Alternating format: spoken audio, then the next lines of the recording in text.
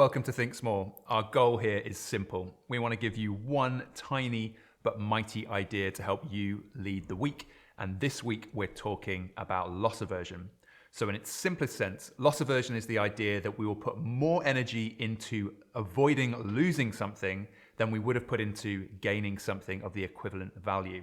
And I want to talk about it this week in relation to how your team feels about taking risks. So as you're leading change and you're tackling problems in your organization, the likelihood that you're going to get the answer exactly right first time when you're solving a complex problem is almost zero, because there are a number of different potential solutions that you and your team could be advancing towards.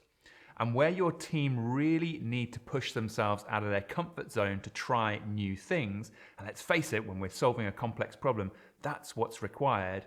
What you need is a team who feel confident to take some level of risk in trying new things. Otherwise, we're going to get stuck. You always do what you've always done. You'll always get what you've always got. Now, the big issue here from a loss aversion perspective comes when your team fear that they're going to lose some kind of social capital by not getting something right. And I want to tell you about something that Mercedes have done that's a really interesting way of trying to get employees, people in the team, people in the business to embrace this idea of failing and learning and moving forward. So what Mercedes do is they run Fuckup nights.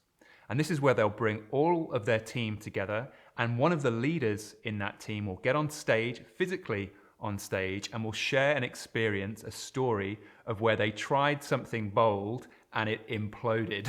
And obviously sort of laughter ensues. And the idea here, the real message here though, is that we're seeing the people that we respect, the people who are leading us, really being open about the fact that if we're going to want to do new things, try and be bold, then sometimes there are going to be missteps. But what's critical for you as a leader is how do you make failure usable by the team and turn this idea of failure as a loss into actually failure as a gain in knowledge.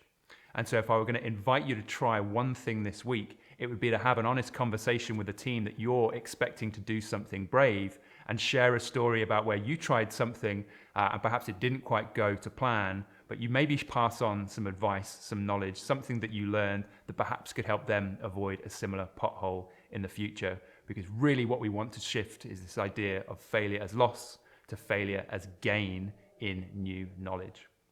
If this has been useful, please do me one favor and pass it on to one other people that you think might benefit from seeing this. Otherwise, have a fantastic week and look forward to seeing you next week.